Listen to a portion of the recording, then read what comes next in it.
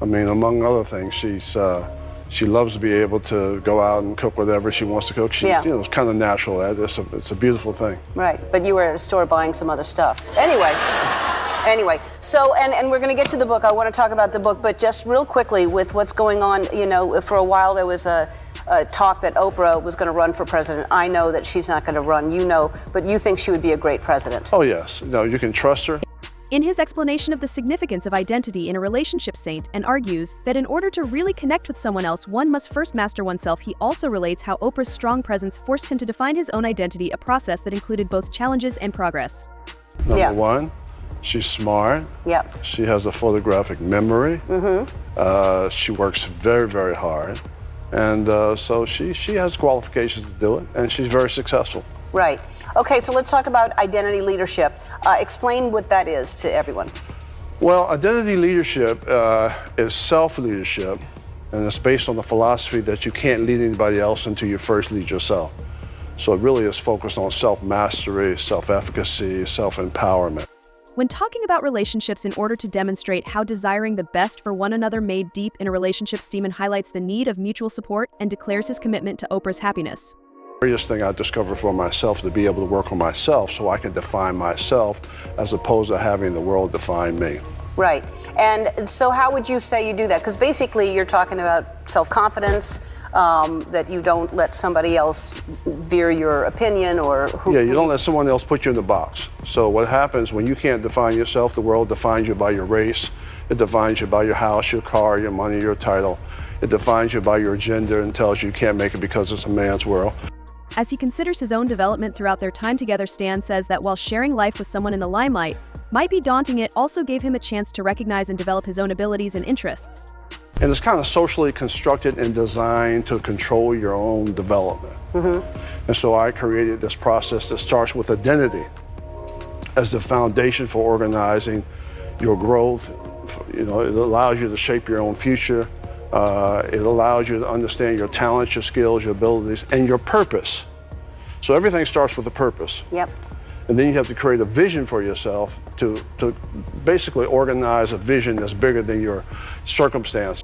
He openly discusses how labels have the power to define and restrict people. Stedman stresses the significance of escaping social norms regardless of their connection to one's race, gender, or past. Okay. Yeah. But you don't think she would at least take the call She's and at least good. listen? She could definitely do a great job. There's no question about it. But if She's smart, she's creative. I know she great loves ideas. She's a hard worker. She's right, detailed. right.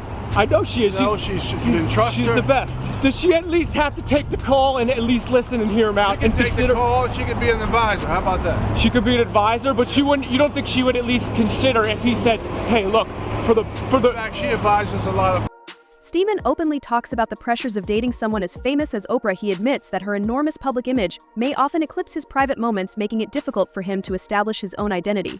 I know a lot of you know, suburban. Barack is in office today because of her. You think? Oh, no question about it. Absolutely. No question I about agree with you. That's what I'm saying. I think she's one person. He was president of the United States because of her.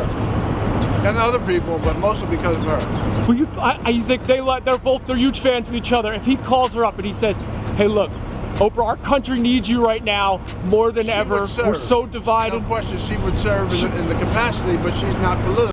Reflecting on their time together, Stedman talks about how he has had to continuously reinvent himself in the shadow of Oprah's success. He emphasizes the significance of self-actualization and realizing one's own value, emphasizing how important it is to find happiness within oneself, particularly when partnered with a global icon. I think she would be an awesome vice president. I think you'd have to consider her, right? Vice president, she would be a great president, but she's not political. Her role is to empower people all around the world. But that's why I'm saying vice president. Bigger than the president. He talks candidly on the psychological cost of always being in the spotlight, admitting that there are moments when the demands made of him seem unbearable. Stedman acknowledges that managing their connection often requires a delicate balancing act in which he must constantly encourage Oprah while also pursuing his own goals. Yes, Stedman talks up about the emotional burden of living in Oprah's environment where expectations are high, while also admitting the adoration others have for their relationship and pointing out that many see them as a power couple. Run heist him, and talks about how this dynamic has occasionally left him feeling lost and struggles to maintain his own identity. While reflecting on their shared past, he thanks Oprah for her unwavering support, but acknowledges that it can come at a cost, sharing times when he felt ignored or unacknowledged, which can be hurtful in a A relationship that is frequently viewed through a public lens, he emphasizes the value of communication in their relationship and describes how, despite their strong bond, there have been difficulties. Where's Stedman? Stedman is at the guest house because you all know I had pneumonia late last year. And you can still hear the raspiness in my throat sometimes when I talk. And I had just gotten off of antibiotics last week because I had like a bronchial infection. And so Stedman was late to the party, understanding. Oh, he's One of those. Stedman discusses the difficulties in their relationship, particularly during the epidemic, when they had to remain in the guest house for safety reasons, and had to learn how to manage their personal space in new ways due to quarantine. It also brought to light his emotions of loneliness and stress, which forced him to face his own weaknesses. Yeah. Stedman was one of those going, I don't see what everybody's getting so upset about. Stedman. It's being all fear-based. Fear-based leadership. That's what Stedman was saying. That's why he's in the guest house. And that's why Stedman's at the guest house. On the Oprah Magazine Instagram, she also gave an update on how he's doing, filming a video of him from outside the house. He admits at a vulnerable moment that he often felt as if he was living inside Oprah. Because of her celebrity status, Stedman acknowledges that even while he encourages her to pursue her goals, there are moments when he feels ignored and struggles to get credit for his own achievements. How you doing? Meals are dropped off. And it's not bad. We put the meals at the door right there early in the morning. Well, we're locked down here too. The caption reads in part, quote, although he does not have the virus, the couple decided that Stedman should quarantine separately in the guest house after several recent flights and some business. As he considers how their relationship has changed over time, Stedman acknowledges their intense love for one another. While also pointing out that their relationship has required sacrifices, he freely acknowledges that sometimes prioritizing OA meant putting his own objectives and aspirations on hold, which created a complex emotional landscape. Where's Stedman? Stedman is at the guest house. Oprah Winfrey is getting candid about quarantine life. The 66-year-old spoke with Oprah Magazine's Ariana Davis, revealing that her longtime love Stedman Graham is currently quarantined in the guest house amid the coronavirus pandemic. Oprah explained why it is so important for Stedman to keep a safe social distance, revealing she has a pre-existing medical condition. He talks about how crucial communication is to their collaboration. Despite their close relationship, Stedman notes that there have been some misunderstanding. It has taken him some time to learn how to communicate his emotions honestly, but he understands that doing so is crucial to keeping his relationship strong in the face of difficulties. Oprah Winfrey recently opened up to Vogue magazine on her career, weight struggles, and her love life, including why she never married her longtime partner, Stedman Graham. She says the only time she's brought up marriage to Stedman was when she asked, quote, what would have happened if we had actually gotten married? And the answer is, we wouldn't be together. She goes on to say marriage requires a different way of being in this world. According to Winfrey, her partner did ask once for her hand in marriage. They postponed that decision and never spoke of it again. The couple's been together since 1986. Oprah recently spoke up about her relationship with Stedman in an interview with Vogue, igniting discussions on commitment. She said that the only time they talked about marriage was when she reflected on what life might have been like if they had tied the knot. And I would not have been able to fit into that. So you can read Oprah's full interview in the September issue of Vogue. It hits newsstands August 22nd. Hello, Today fans. Thanks for checking out our YouTube channel. Subscribe by clicking that button down there and click on any of the videos over here to watch the latest interviews, show highlights, and digital exclusives.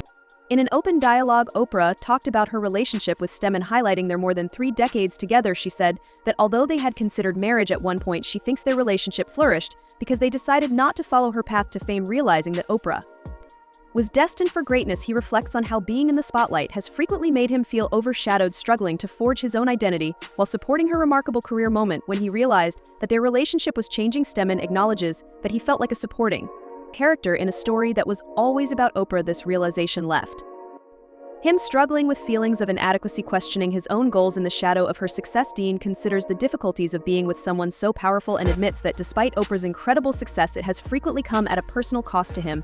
He explains how the intense scrutiny, and expectations from the public have occasionally made him feel alone and lost in the relationship, highlighting his intense love for Oprah and realizing how special and transformative their bond is. He also discusses how navigating the highs and lows of their life together has forced him to grow and ultimately shaped his character in unexpected ways.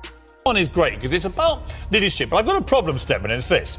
Your central premise is that pretty much anyone can become a leader. They can evolve into a leader. I'm not sure I agree with you. I think leaders are born, not made. Persuade me otherwise. Well, identity leadership, which is the name of the book, is really self-leadership. It's based on the philosophy that you can't lead anybody else until you first lead yourself.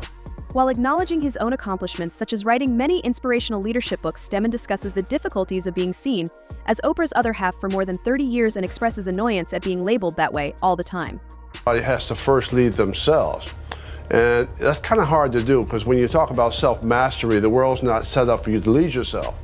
It's basically set up for you to be a follower. You know, most people, they wake up in the morning, they wash their face, they brush their teeth, they get something to eat, they get the kids off to school, they work all day, come home in the afternoon, they spend time with the family, they watch TV, they go to bed, maybe they dream. And they repeat that same cycle over and over. So if you did the same thing you did yesterday as you will do today, as you will do tomorrow, what have you done? Considering their connection, Stedman remembers a turning point when Oprah asked a hypothetical question about marriage and said that they probably wouldn't still be together if they had been married. We have a system now, an educational system that basically teaches us how to memorize and take tests, repeat the information back, get labeled with a grade, and 2 weeks later we get the information. So we don't actually learn anything. So basically nothing from nothing is nothing. So the most important thing in terms of the 21st century, which requires you now to be skilled, requires you now to have some self-direction, requires you to be a lifelong learner, you can't do that the way the system is set up. According to Stedman's leadership observations, genuine leaders must first, using the example of how societal structures frequently dictate roles that don't empower individuals. Master self-leader explains how many people fall into a routine that prevents personal growth and emphasizes the importance of self-discovery, particularly in a world where many people feel more like passive followers than active participants. Thanks for watching. Like, subscribe, and stay informed. Stay tuned for more updates, and let's keep our news accurate.